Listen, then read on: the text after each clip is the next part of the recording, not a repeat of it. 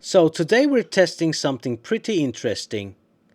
These are the new E3D ObXidian 500 high flow nozzles, designed specially for Bambu Lab printers like the H2D, H2C, H2S and the P2S. And E3D is making some pretty big claims here. They say these nozzles can increase flow rate by over 60%, be 5 times more wear resistant than their already tough Obsidian line, print pretty much any filament you throw at it, reduce plastic sticking to the nozzle, and they're actually an officially licensed Bambu Lab collaboration. So this isn't some random aftermarket part. This is something Bambu Lab themselves approved. Today we've got the 0.4mm going into our H2D. We're going to run them through a bunch of tests. Print quality, speed, and of course see if the claims actually hold up. Because increasing flow rate by 60% sounds great, but the real question is, does it actually improve printing? Or is it just another high flow nozzle that looks good on paper? Let's find out. 9, 6, 9. 8, 6, 9. The big innovation here is something inside the nozzle that you can't even see. Inside the hot end, E3D added a 4-channel internal insert. Instead of filament heating in one simple path, the melt zone is split into 4 channels. What this does is dramatically increase the surface area where the filament heats up. More surface area means better heat transfer, which means the filament melts faster and more evenly. And that's where the 60% higher volumetric flow claim comes from. So in theory, this gives you 2 options. You can either print much faster while maintaining proper extrusion, or print at the same speed but with more stable extrusion and stronger layers. And that second part is actually important, because high-speed printing usually causes problems like weaker layer adhesion, inconsistent extrusion, or rough surface finishes. But if the filament is melting more efficiently, you can maintain strong interlayer bonding even at higher speeds. So that's the high flow part. But these nozzles also introduce a new material technology called Obsidian 500. This is where things get interesting. E3D already had their Obsidian hardened nozzles, which were popular for abrasive filaments. Things like carbon fiber, glass fiber, glow-in-the-dark filament, metal-filled filaments.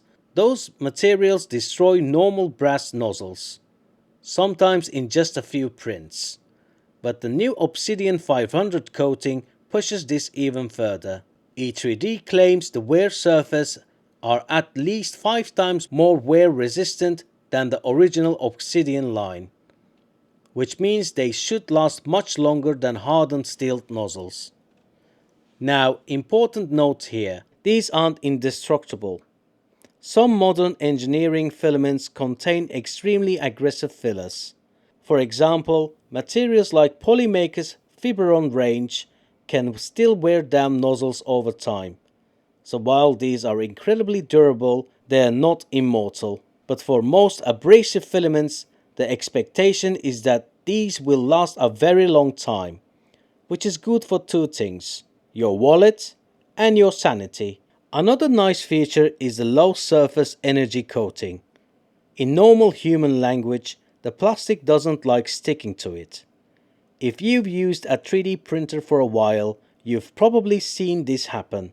Filament slowly builds up around the nozzle. Then suddenly it catches the print, and your entire print becomes modern art. This coating dramatically reduces that. It helps preventing plastic buildup, blobs, cosmetic defects, and even some print crashes.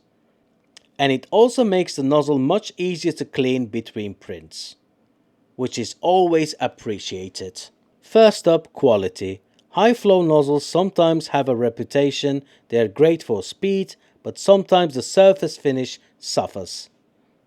So we started with some standard prints using PLA. Same slicer settings, same speeds, just swapping the nozzle. And honestly, the results were really good. Surface finish was very consistent. Layer adhesion looked strong. And there were no obvious extrusion issues. In fact, one thing we noticed was that extrusion looked very stable during fast movements, which makes sense if the melt zone is more efficient. So at normal speeds, these perform exactly like you'd want them to. No weird artifacts, no loss of quality, just solid prints. Now for the big question, can we actually push more plastic through this thing? We gradually increase the volumetric flow rate in the slicer, and this is where the 4-channel design really started to show its advantage.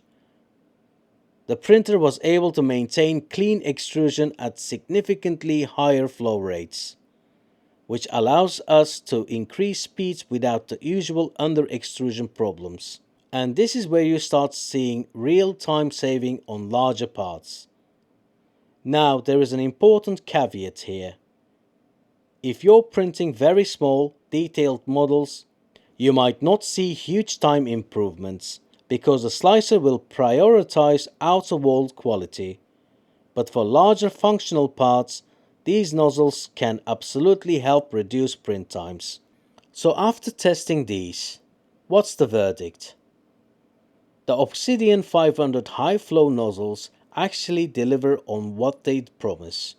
You get significantly higher potential flow rates, excellent abrasion resistance, reduced plastic sticking, easy installation, and full compatibility with Bambu printers. If you mainly print large parts or functional components, these can absolutely help reduce print times. And if you use abrasive filaments, the durability alone might make them worth it. Plus the fact that this is an official E3D and Bambu Lab collaboration means everything works exactly the way it should.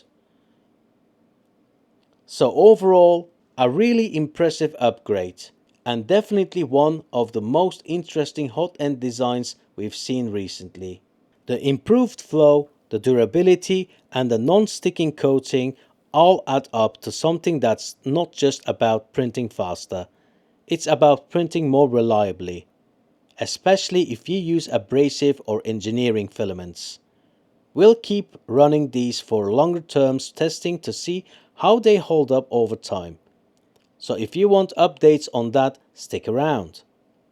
If you enjoyed this video or found it useful, make sure to subscribe because we've got a lot more testing, upgrades, and 3D printing experiments coming.